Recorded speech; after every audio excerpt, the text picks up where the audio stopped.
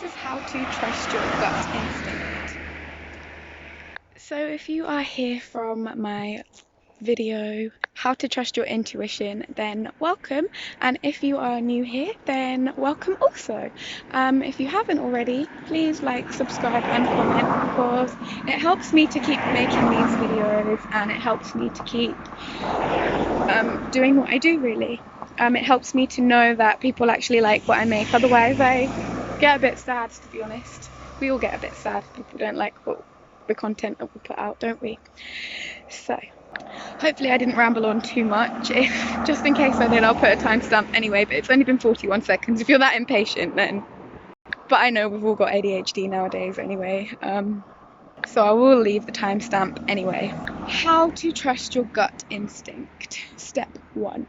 First of all, you've got to ground yourself and make sure that you notice your surroundings, because if you're not paying attention to what is going on around you, you're not going to be able to tap into your gut instinct.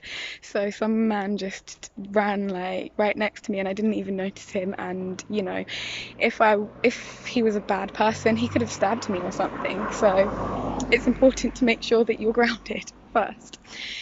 So make sure that you are, if you're trying to ground yourself, make sure that I'll do a separate video, in fact, on how to ground yourself.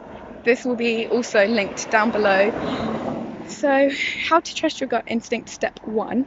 No, I already said step 1. Step 2, sorry. I made step 1 up on the spot because someone ran into me. So, yeah, I will actually leave a timestamp though, because this is the official step 1. The other one was kind of like a pretend step 1, because it was just made up on the spot. But step 1 is be mindful and be observant. Check out what other people's intentions are.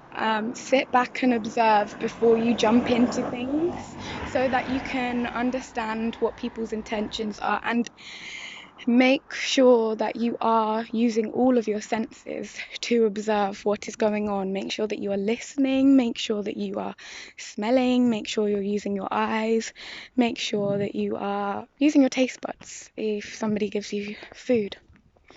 And if something doesn't feel right, this is where we get into step 2. If something doesn't feel right, then trust your intuition, and say if you're in a situation and you feel like it is a dangerous situation, get out of there. If you feel like somebody doesn't love you and you're in a relationship, get out of that relationship. Make sure that you're not staying trapped in things that your gut instinct is trying to warn you about, because this is going to continue to block your solar plexus, and then you will find it a lot harder to get into I forgot what the word is, like in touch with your intuition. Not intuition, your gut instinct, sorry. A roundabout, so I'm concentrating on the roundabout. Look, they've got an orange plant behind me, that's lovely. The third thing you're going to want to do, and this might sound a little bit strange, but you're going to make sure that you're not eating unhealthily, because this will block your gut instinct and stop you from being able to use it so much. So it's important to make sure that you are eating healthily, because your gut instinct will also be telling you to eat healthily because it's your gut. So listen to your body, which I suppose is step 4. Step 4 is listen to your body, because it is important to know that. Look at that view behind me right now.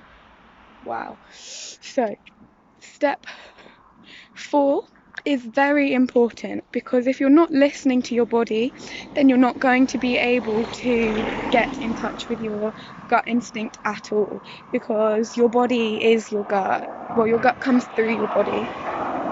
So if you've got any aches and pains in your gut and you're not sure why, then it might be because of your lifestyle that you are living. So for example, if you are not taking the lead at all in any kind of situations, you may have your food prepared by other people.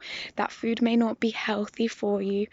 And also, if you're not taking the lead, you may not be able to afford to have nice food.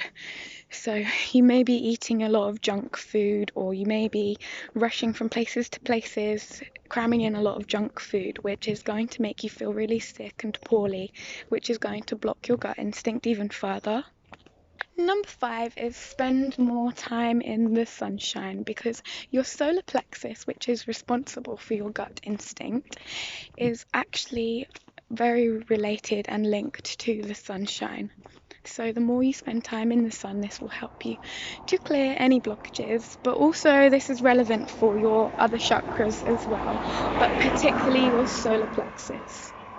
And then number 6, you are going to want to take the lead. You're going to want to assert your dominance, whatever you call it, whatever you would like to say that it is. You want to make sure that you are taking control of certain situations, and that you're not always passive, but make sure that you're not always taking control, because if you always take control, then you will be overactive, and that also isn't very effective and helpful for you.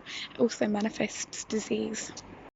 And number 7, which will be last but most certainly not least, is you want to make sure that you're having fun. Make sure that the things that you do in life actually bring a smile to your face. Make sure that you're in touch with your inner child, because your solar plexus has a lot to do with your inner child. A lot of us received wounding when we were small children. Many of us were told to either take the lead, or we were bossed around and made not to take the lead by our parents when we were children, and then we carried on acting out those same karmic patterns as we have always carried out our entire life. So just make sure that you're having fun in everything that you do, because if you don't, then that will block your solar plexus. Hello! And make sure that you're friendly to other people. There's a little extra tip, but if you're unhappy and you're moody and you're not being very nice to other people, then you're not going to really understand what other people's intentions are, because you'll think that everybody is out to get you. Because when you're unhappy and you're moody and you're grumpy, people are going to see you as an unhappy person, and they're going to deflect and reflect their own imperfections and their own negative feelings on towards you. So with that being said, I am going to finish now. Thank you for watching. Goodbye.